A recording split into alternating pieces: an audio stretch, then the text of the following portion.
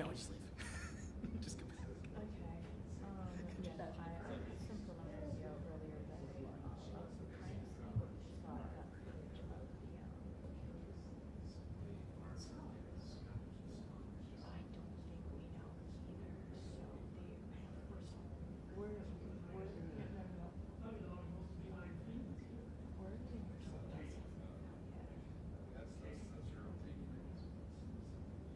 So that's well, I'm writing Hagrid and putting back to sounds.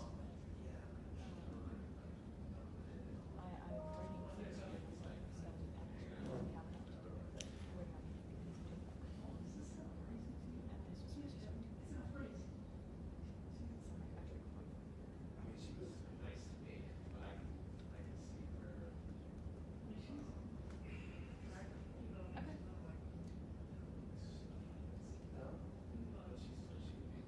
Yeah, okay, that's fine. I'm just saying there's something out for it. I think we have one person who is on camera, the other one is that's a really good person.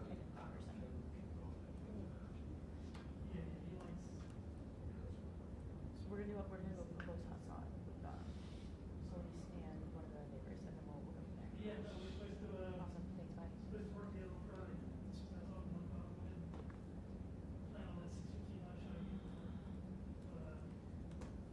Oh, is that like the spot? Well, I just assume like she'll be like, kind of like it's Steve Cheetah on the last day. Okay, yeah. I'll do fine. Huh? It's not recording right now? Okay. I think we'll have time. Catch and draft. You can't even want to like, just right off the sunset.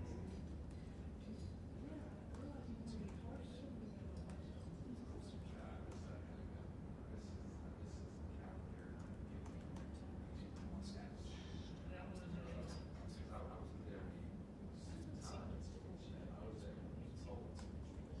I see the entire arc of like. what do you say? The secrets of work? Sometimes I'll just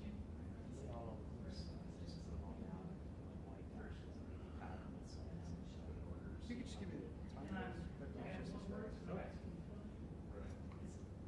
Unless there's like 30 lights. There should be. Like, Why is the weather so there? It's a police station.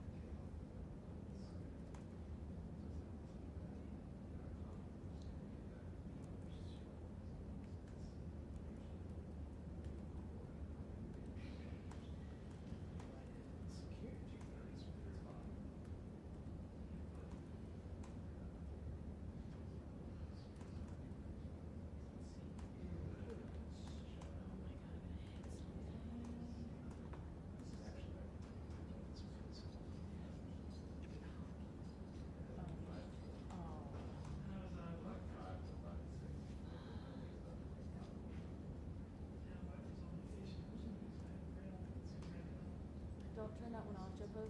Don't turn it off. Don't turn it off. Just yeah, just stop that. But I need to. I'm trying to feed in the video.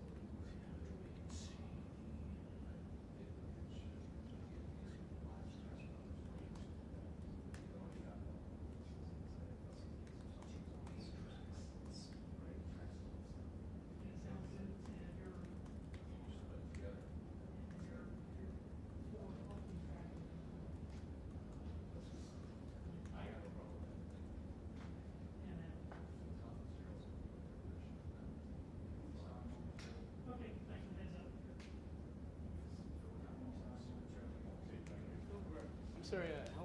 Momentarily. Can you tell John Grant that he's supposed to come? Huh?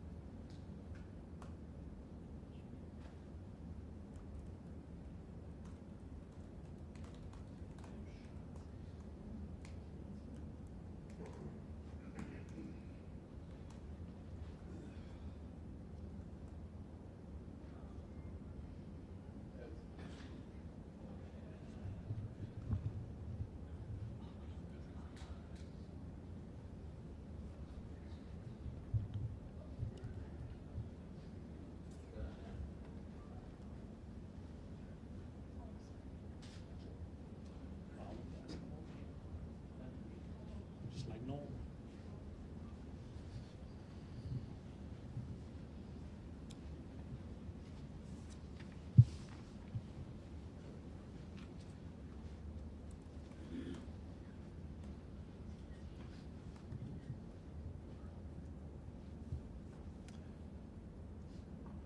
I'm Chief of Police Malik Aziz, Prince George's County Police Department. Thank you for joining us here this afternoon. As this remains an active and evolving investigation, I can share with the community these preliminary details. At this hour, Prince George's County Police Department investigators are involved in an active search for the suspect who fled the scene of an officer-involved shooting in Lanham this morning. No officers were injured. At this hour, we cannot confirm if the suspect was struck. At 8:40 a.m., a resident on Hickory Hill Avenue called 911 about a suspicious occupied car. The caller advised that the car's horn had been sounding for approximately 2 hours. 2 responding officers approached the car to talk to the driver. During the interaction, officers observed the driver had a gun. The suspect grabbed for the weapon. One of the officers attempted to stop the suspect from gaining control of the weapon. A round from one of the driver's guns was discharged. One officer then discharged his duty weapon. The suspect fled in the car. His gun was recovered at the scene. Officers pursued the car and lost sight of it a short distance away. During the investigation, it was discovered the license plate on the suspect's car came from a different vehicle. We are still searching for the vehicle and the suspect at this time. We are in the infancy stages of this investigation. We know that there are several open questions about this incident. We have those same questions and intend to conduct a thorough investigation to get those answers. Our Internal Affairs Division is investigating the action of the officers. As is standard operating procedure, our Major Crimes Division is investigating the actions of the suspect. The officer who discharged his duty weapon is on routine administrative leave pending the outcome of the investigations. At this point, I'd like to open up for any questions that you may have that I can answer. Chief, we've seen surveillance video of the shooting, and you can see that one officer's on the driver's side, and then the second officer goes around to the passenger door and opens the passenger door. Was it the officer who was on the passenger side that was struggling with the man, or were both officers struggling with the man? The officer on the passenger side observed that weapon. The officer on the driver's side made an attempt to get that individual out of the vehicle or secure that individual. And how did he get the weapon? Did it just fall out onto the ground, or did he grab it? Both the suspect attempted to grab the weapon. The passenger officer, as it appears, attempted to stop him from gaining control of the weapon, as I mentioned, and the officer ended up in control of that weapon. Was it the driver's side officer that discharged the weapon? The driver's side officer. Was the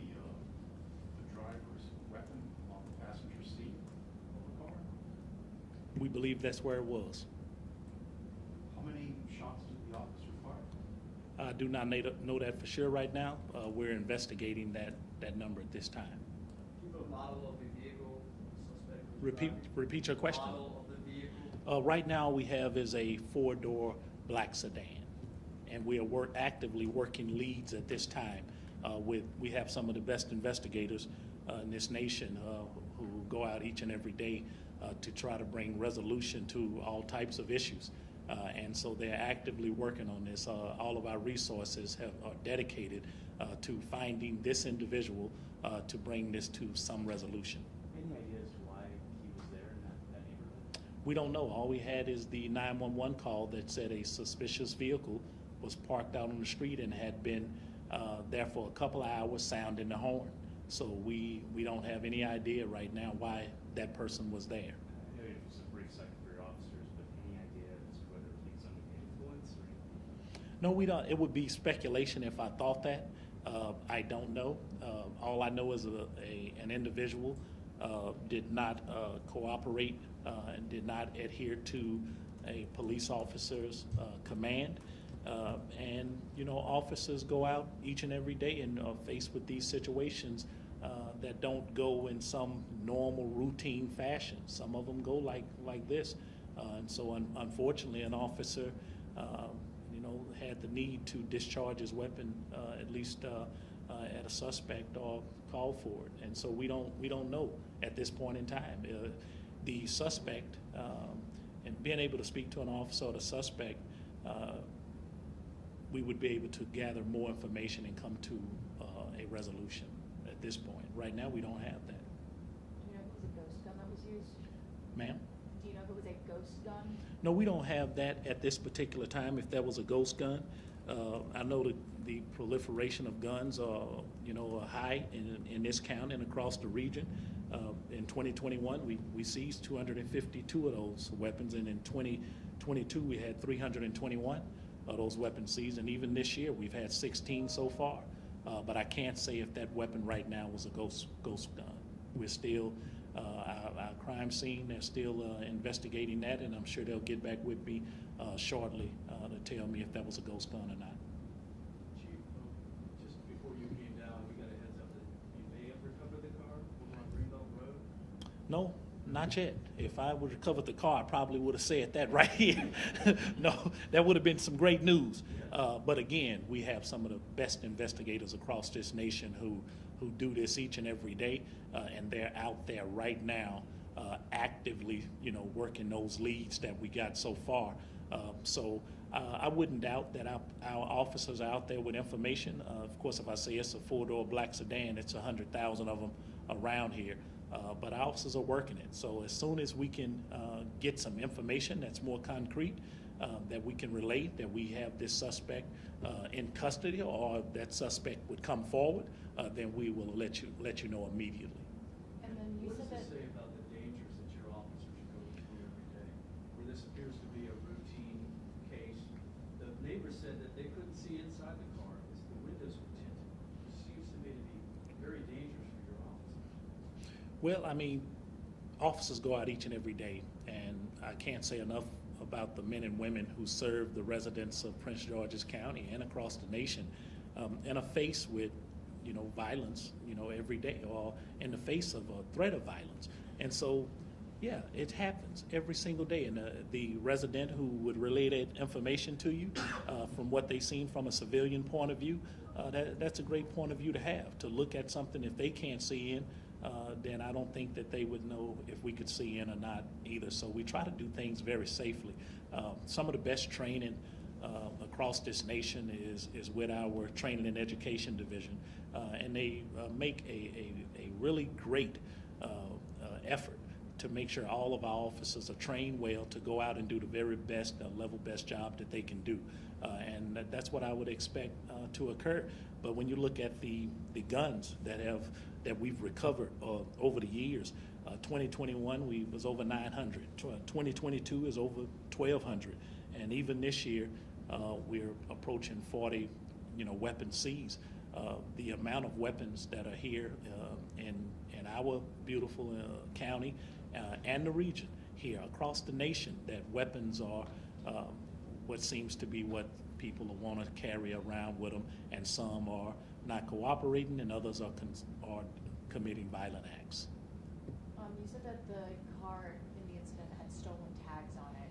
Are you able to release, or tags that didn't belong to that car? Well, I don't want to say that right now we know that the car had tags that did not belong on the vehicle. And so if those tags are stolen or they were obtained in another way, we know that they did not belong on that vehicle. Just one more, Chief Brea. And I'm sorry if you already said this. Did the driver ever discharge the gun? The driver of the vehicle, the weapon was discharged during this incident. And that's what we're investigating now, how that weapon was discharged in a really, fast, exceptional speed. This was not something that happened over minutes. This is something that happened over seconds. Thank you, Chief. Chief. Thank you, everybody. Can I ask Thank you so much. Sir, we've been waiting a long time. Can I ask the chief a question on it? What's your question? Chief, yesterday a homicide in the parking lot of the Southern Avenue Metro Station. Has the department received that case because it's a homicide? Well, normally our municipalities and our other agencies, sister, brother agencies, we investigate some of their crimes. Homicide can be one of them, but yesterday we did not. They chose to investigate their own homicide. We have been kept in the loop with our partners. We have a great relationship with municipalities and transit and agencies that are contiguous with this county. But no, that is not our investigation, but we have been helping and assisting their homicide unit to properly bring that to the resolution that it would come into. Thank you, everybody. All right, thank you. You're welcome. Appreciate it.